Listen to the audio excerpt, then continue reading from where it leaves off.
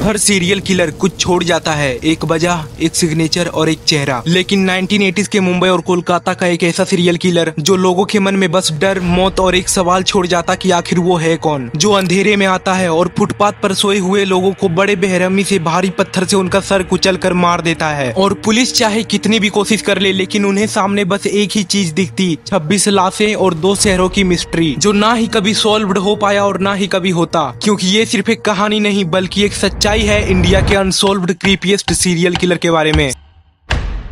साल 1985 और जगह है सियोन मुंबई, जहां पर पुलिस को फुटपाथ पर एक बड़ी ही अजीब सी लाश दिखती है जिसका सर किसी भारी पत्थर से बुरी तरह कुचला हुआ था। पहले तो मुंबई पुलिस इसे एक आम मर्डर समझकर इग्नोर कर देती है, लेकिन 4 महीने के अंदर उन्हें चौथी लाश मिलती है जिसमें कि वही गरीब बेघर इंसान जो फुटपाथ पर मरा पड़ा था और उसके सर में भी किसी भारी पत्थर से मार कर उसका मर्डर किया गया था। फिर पुलिस वाले बहुत ही ज्यादा हैरान हो जाते हैं कि आखिर सेम ही पैटर्न में इतने ज्यादा लाश क्यों मिल रहे हैं। फिर वो एक चीज नोटिस करते हैं कि सियोन में हुई पहली मर्डर और अभी तक जितनी भी मर्डर हुई है उन सभी का पैटर्न और मारने का स्टाइल बिल्कुल सेम है, जिसमें सभी के सर में किसी भारी पत्थर से चोट थी। और फिर उन्हें ये समझ में आ ही जाता है कि ये सिर्फ एक मामूली सा इंसिडेंट नहीं बल्कि एक सीरियल किलर का केस है। अब धीरे धीरे इसकी खबर पूरे मुंबई में फैल जाती है कि कोई सीरियल किलर है जो 11 बजे रात से लेकर 4 बजे सुबह तक फुटपाथ और प्लेटफॉर्म पर सोने वाले आम लोगों को किसी भारी पत्थर से उनका सर कुचल कर मार देता है, जिसे कभी कभी तो आइडेंटिफाई करना तक मुश्किल हो जाता था। अब मुंबई में चारों तरफ इस चीज का खौफ फैल जाता है और खास कर उन गरीबों पर जो कि बेघर थे और उन्हें मजबूरन फुटपाथ पर सोना पड़ता। धीरे धीरे इसकी और केस सामने आने लगी, लेकिन पुलिस करती भी तो क्या ही करती, क्योंकि स्टोन मैन का मेन टारगेट था बेघर लोग जिन्हें ना ही कोई जानता और मोस्टली लोगों की आइडेंटिटी तो पता ही नहीं चलती। और एक बड़ा रीजन ये भी था कि उस समय सीसीटीवी कैमरा कुछ ही इम्पोर्टेंट और मेजर जगहों पे रहता था, इसीलिए पुलिस को ना ही कोई एविडेंस और ना ही कभी कोई फुटेज मिलती। और वो सीरियल किलर भी इतना स्मार्ट था कि वो सिर्फ रात को ही अपने काम को अंजाम देता था जब पूरा मुंबई अपनी गहरी नींद में सो रहा होता, इसीलिए किसी को थोड़ी सी भी भनक ही नहीं पड़ती। लेकिन मुंबई के दादर स्टेशन के पास पहली बार एक आदमी पुलिस को ये बताता है, साहब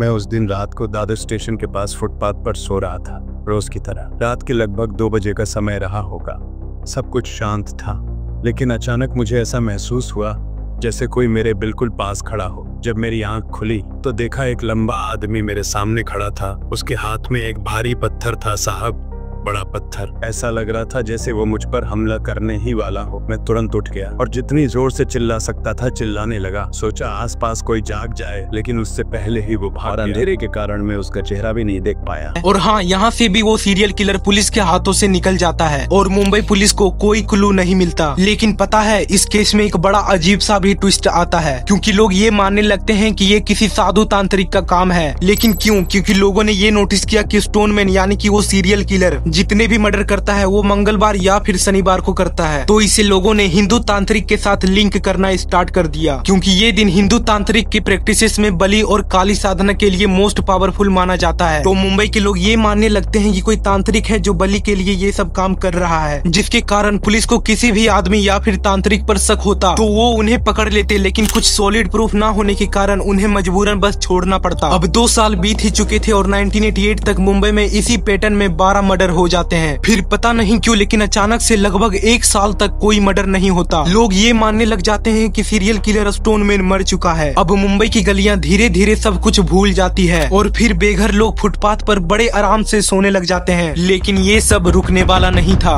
सर ये कोई साधारण मर्डर नहीं है, एक विकृत दिमाग का काम है सर। मार्च 1989 को सेम उसी स्टाइल में एक मर्डर केस सामने आता है, वही पैटर्न, वही भारी सा पत्थर और एक अननोन इंसान। लेकिन इस बार ये केस मुंबई का नहीं बल्कि कोलकाता का था। हावड़ा ब्रिज के नजदीकी एरिया में कोलकाता पुलिस को एक लाश दिखती है जिसके सर पर किसी भारी पत्थर से मारकर उसे मार दिया गया था। लेकिन यहाँ पर भी सेम ही प्रॉब्लम हो जाता है। कोलकाता पुलिस भी इस केस को एक मामूली सा मर्डर समझकर इग्नोर कर देती है, क्योंकि उस समय मीडिया कवरेज का जमाना बहुत ही ज्यादा कम था, इसीलिए कोई भी बड़ी घटना बस एक लिमिटेड जगह तक ही रह जाता और इसी गलती के कारण कोलकाता में सिर्फ 1 महीने में 6 मर्डर्स हो जाते हैं। फिर फाइनली कोलकाता पुलिस को ये पता चलता है कि ये सेम केस मुंबई में भी एक्टिव हुआ था। फिर कोलकाता पुलिस एक्शन में आती है और फुटपाथ और प्लेटफॉर्म पर सोने वाले लोगों को ज्यादा से ज्यादा हटाती है और चारों तरफ पेट्रोलिंग भी स्टार्ट हो जाता है। अब चाहे वो कोलकाता हो या मुंबई, लोग रात को बाहर निकलने से भी डरने लगे थे और अब कोलकाता पुलिस को भी अगर किसी के ऊपर शक होता तो वो उन्हें अरेस्ट कर लेती।